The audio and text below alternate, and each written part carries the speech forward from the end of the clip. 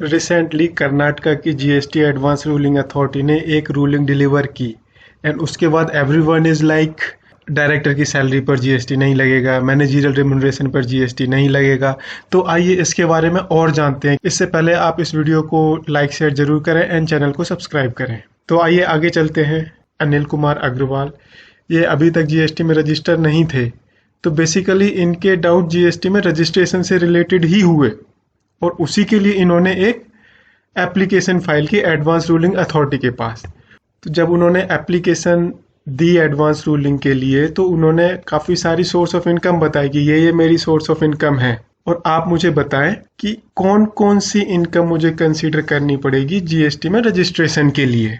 Second question थोड़ा doubtful है, क्योंकि जब आप इसका आंसर देखोगे तो आपको लगेगा या तो आंसर में कोई टाइपिंग मिस्टेक है या फिर क्वेश्चन में कोई टाइपिंग मिस्टेक है। उन्होंने आगे भी कुछ अपनी एप्लीकेशन में लिखा है कि मेरे हिसाब से जो भी सैलरी है पार्टनरशिप फर्म से भी एंड कंपनी से भी, उस पर जीएसटी नहीं लगता एंड इसलिए वो टैक्सेबल टर्नओवर या एग्रीगेट टर्नओवर पे जो जीएसटी के रजिस्ट्रेशन के लिए कैलकुलेट करते हैं उसमें ये इंक्लूड नहीं होनी चाहिए। मेरी कुछ कॉमर्शियल प्रॉपर्टी है, उसका भी रेंट अपनी एप्लीकेशन में उन्होंने कुछ अपनी अंडरस्टैंडिंग भी बताई, जैसे कि पार्टनर सैलरी और डायरेक्टर सैलरी वो टैक्सेबल नहीं है और उसे एग्रीगेट टर्नओवर में इंक्लूड नहीं होना चाहिए।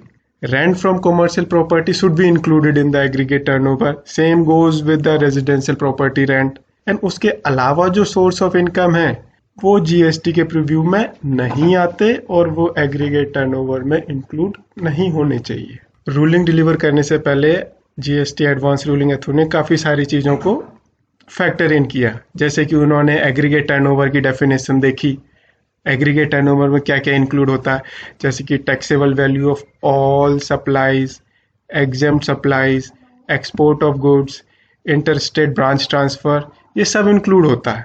बट जो टैक्सेबल सर्विसेज हैं उसमें अगर कोई सप्लाई रिवर्स चार्ज के अंदर टैक्सेबल है तो वो हम एग्रीगेट टर्नओवर में इंक्लूड नहीं करते। साथ ही साथ जो भी जीएसटी कंपोनेंट्स होते हैं सप्लाई के वो भी इंक्लूड नहीं होते।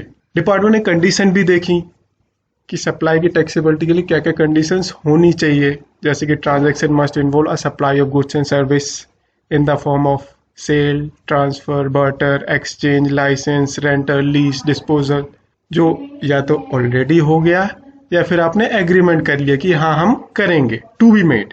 ट्रांजैक्शन जो भी होगा, जो भी सप्लाई होगी, उसका कुछ ना कुछ कंसिडरेशन भी होना चाहिए एंड जो भी ये सप्लाई होगी वो अपने बिजनेस के लिए होना चाहिए। ये तीनों कंडीशन उन्होंने फैक्टर इन की।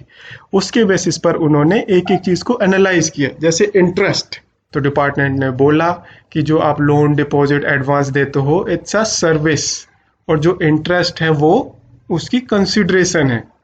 दो डिपार्टमेंट एक नोटिफिकेशन भी कोट की जिसमें लिखा है कि काफी सारे इंटरेस्ट एग्जेम्प्ट है एक्सेप्ट क्रेडिट कार्ड से रिलेटेड, जिस पर जीएसटी लगता है। पार्टनर सैलरी, अब जब भी डिपार्टमेंट ने अपनी ये रूलिंग प्रोनाउंस की उसमें उन्होंने क्लियरली लिखा है कि अनिल कुमार अग्रवाल जी ने पूरे डॉक्यूमेंट्स नहीं दिए। तो उन्होंने कई जगह ये लिखा है due to absence of document और lack of documents provided by the applicant. तो पार्टनरशिप सैलरी के लिए उन्होंने बोला कि अगर पार्टनर रेगुलर वर्किंग पार्टनर है तो वो सप्लाई ट्रीट नहीं करी जाएगी, और अगर पार्टनर्स को कोई शेयर इन प्रॉफिट मिला है तो वो भी जीएसटी के प्रीव्यू के अंदर नहीं आता, because it's just an application of money.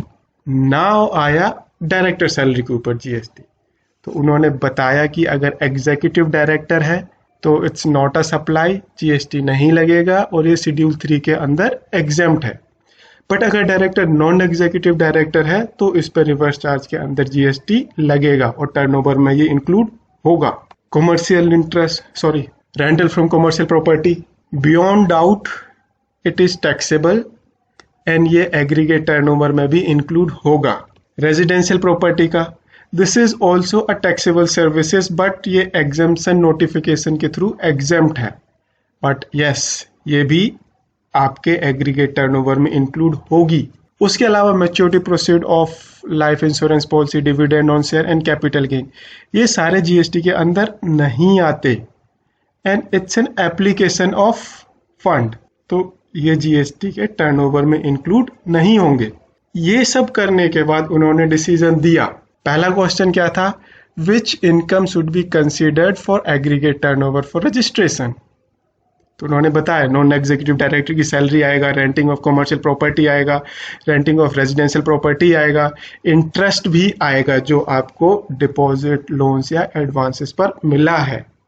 Second question का आंसर देखिए, क्वेश्चन क्या था, out of the nature of income revenue, जो भी नेचर उन्होंने लिखे थे काफी सारे 15-20, उसमें से when the supply need to be considered, answer में क्या लिखा है, income received from renting of residential property is to be included in the aggregate turnover though it is an exempted supply. तो इस क्वेश्चन में भी कहीं टाइपिंग मिस्टेक है, ईदर इन क्वेश्चन और इन आंसर।